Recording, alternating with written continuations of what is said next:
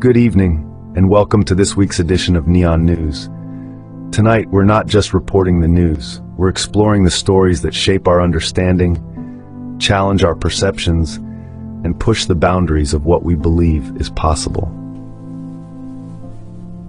First, let's journey through the vibrant world of art. Welcome back to our art segment, where we dive into the stories that shape the world's cultural landscape. As we move into the festive season in the second week of December 2024, the art scene has been set ablaze with a story that truly encapsulates the spirit of innovation and community. We're talking about the Oceans Mall in Umanga, South Africa, where art has taken center stage in the most unexpected yet enchanting way. This year, Oceans Mall isn't just a shopping destination, it's become a gallery of cultural expression, thanks to M Gumede, a renowned figure in the realm of African art. She has orchestrated what might be the most remarkable art installation of the season, giant baubles, each one a masterpiece of beadwork, reflecting the rich tapestry of Zulu culture. These aren't your average Christmas decorations. Each bauble tells a story, woven into intricate patterns by local artisans, showcasing the skill and heritage of South African craftsmanship. But that's not all. In an exciting twist of creativity, M Gumede introduced a surfing snowman, an artwork that ingeniously blends the local beach culture with the universal imagery of Christmas. This snowman, adorned with beads and standing tall amidst the mall's vibrant atmosphere, symbolizes the joy of blending traditions, a testament to the area's welcoming spirit to all cultures. This art initiative does more than just dazzle visitors, it supports the Woya Community Project. Every piece of art sold contributes to uplifting the lives of many in KwaZulu-Natal, including providing education, health services, and economic opportunities. This fusion of art and philanthropy shows how cultural expressions can be a powerful force for social good. From Umanga, this story resonates globally, reminding us that art isn't just about aesthetics. It's about connecting communities, celebrating diversity, and inspiring change. As we approach the holidays, let's remember the Oceans Mall's art showcase as a beacon of how art can illuminate our shared human experience, bringing joy, tradition, and a sense of unity to all corners of the world. That's all for this past week's art news, where culture and creativity continue to make headlines in the most beautiful ways. I'm Artist. Thank you for your moments. Thank you, artist, for that beautiful story of art in action. Next, we delve into the world of faith and belief. Welcome back to our segment on beliefs from around the globe. This week, we delve into a story that transcends borders, touching on the very essence of faith, resilience, and community spirit. We're talking about the unprecedented pilgrimage to the Church of the Nativity in Bethlehem, where an event of profound spiritual significance has unfolded, capturing the hearts of believers worldwide.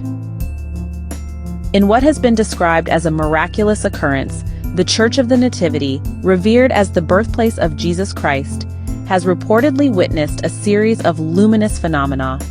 For 3 consecutive nights, an ethereal light, described by many as reminiscent of the Star of Bethlehem, has appeared over the church, drawing thousands from around the globe to this sacred site. This phenomenon has not only reignited ancient tales of the Nativity, but also sparked a modern-day surge in spiritual tourism, with many describing it as a divine sign in these challenging times. The story has taken on layers of meaning, both literal and metaphorical. For Christians, it's a reaffirmation of faith, a tangible connection to the biblical narrative at a time when the world feels fragmented. But beyond Christianity, this event has resonated with people of various faiths and none, symbolizing hope, unity, and the search for peace amidst global unrest. Social media platforms like X have been abuzz with personal testimonies, photographs, and videos of the light, turning this into a global conversation about the nature of belief. Discussions range from the theological implications to the scientific curiosity behind such a phenomenon, with experts from various fields weighing in. Some see it as a natural occurrence, perhaps a rare atmospheric event, while others interpret it as a divine message. Local authorities in Bethlehem, in coordination with religious leaders, have managed this influx with grace, ensuring that this gathering becomes a celebration of unity rather than chaos. Interfaith dialogues have flourished here, with representatives from different religions coming together, not just to witness the light, but to share in the universal quest for understanding and peace. This event has also sparked a revival in traditional practices, with many recounting stories of the Nativity, engaging in communal prayers, and participating in acts of charity, echoing the spirit of giving that Christmas embodies. It's a powerful reminder of how belief can bring people together, offering a moment of collective reflection on faith's role in our lives.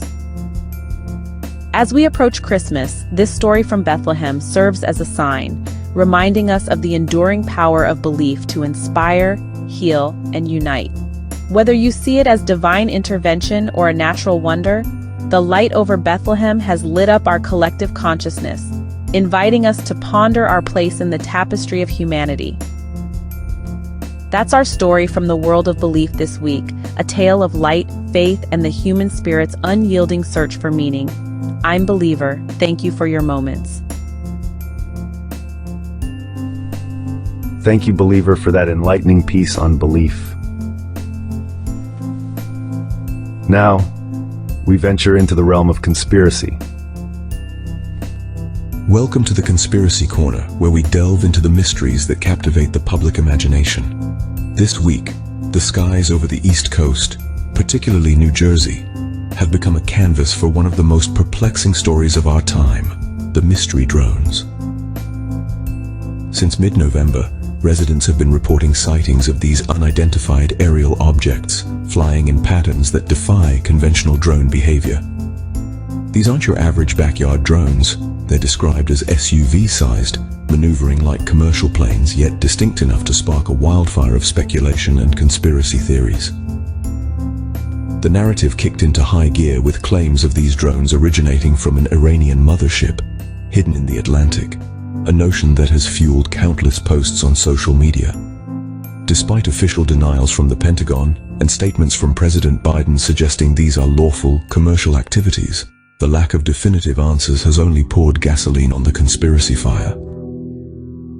One theory gaining traction is that these drones are part of a secretive government surveillance program, perhaps even a modern incarnation of Project Bluebeam, a conspiracy theory suggesting that global elites plan to use advanced technology to stage celestial events for control. The silence from federal agencies, coupled with the sightings near sensitive areas like military bases and Trump's properties, has led some to believe this is a test of new, undisclosed surveillance or even weapon technologies. However, not all theories are grounded in espionage or global control. Some speculate these drones might be searching for missing nuclear materials or monitoring for environmental threats like gas leaks or radioactive contamination. With each passing night without clear answers, the theories multiply, from alien reconnaissance to government-orchestrated psychological operations to unsettle the populace. Local leaders, like New Jersey Governor Phil Murphy, have been vocal about the need for federal transparency, pushing for more resources to investigate these incursions into state airspace. Yet, the public's trust in official explanations is at an all-time low, with every press conference or official statement dissected for signs of what might truly be happening above our heads. The internet has become a battleground for truth and fiction, with videos and photos proliferating, some clearly doctored, others leaving room for genuine doubt. The community's response on X has been a mix of genuine concern, humorous speculation, and a deep-seated skepticism of government narratives. This story isn't just about drones. It's about how quickly uncertainty can be filled with the narratives we fear or hope to be true. It's a testament to our era's information vacuum where, in the absence of clarity, conspiracy thrives. Whether these drones are a misunderstood part of our increasingly complex technological landscape or the tip of an iceberg of hidden agendas, they've captured the public's imagination, turning the sky into a theater of mystery and suspicion. As we continue to watch this story unfold, one thing is clear. The truth, whatever it may be, is out there, and the quest for it has never been more fervent.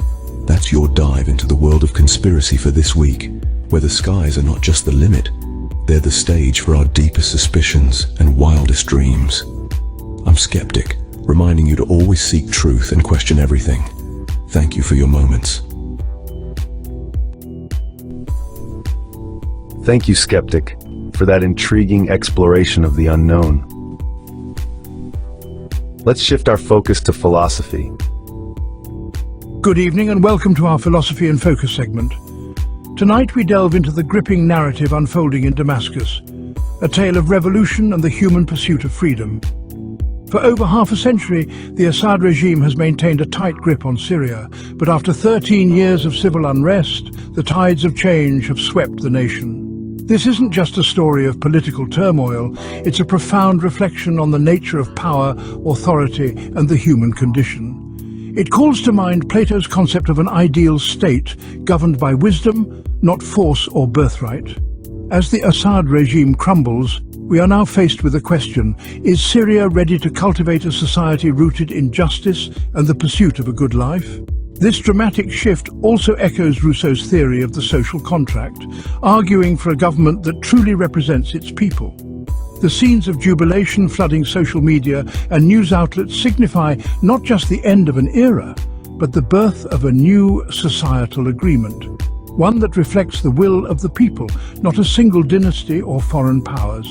But let's not forget Michel Foucault's teachings on power. Isn't a simple top-down structure. It permeates our institutions, our knowledge, and even our language. The challenge that lies ahead for Syria is not only the redistribution of political power, but also the deconstruction and rebuilding of the power dynamics within society itself. This momentous event also invokes Hannah Arendt's theory of natality, the human ability to start anew, to act, to create something never seen before. Syrians now have an opportunity to chart a new course, one that isn't dictated by past grievances, but rather by a vision for a future where each citizen plays a role in shaping their nation's narrative. Yet, in the wake of Assad's downfall, we must also heed the warnings of Thomas Hobbes, who described a potentially nasty, brutish and short life in the so-called state of nature without strong governance. The road ahead may be rocky, with potential threats of chaos or new forms of tyranny looming, both from within and from external forces such as Russia and Iran, whose strategic interests in Syria have been disrupted. As we dissect these philosophical themes, we come to understand that Syria's story is much more than a regime change. It's a testament to the human spirit's unyielding pursuit of meaning, freedom and peace. It's a narrative that provokes us to reevaluate what it truly means to govern, be governed, and to live in a society that aspires to represent justice, liberty, and human dignity. That wraps up our philosophical analysis of this week's leading international story, a saga of revolution, reshaping not just political hierarchies, but the very essence of a nation, as seen through the lens of philosophical analysis. I'm your host. Thank you for tuning in. Thank you, philosopher, for that deep dive into the philosophical implications of current events. Now into the frontier of science. Welcome to our science segment, where today we're diving into a story that has set the scientific community abuzz, pushing the boundaries of what we thought was possible in the realm of quantum computing.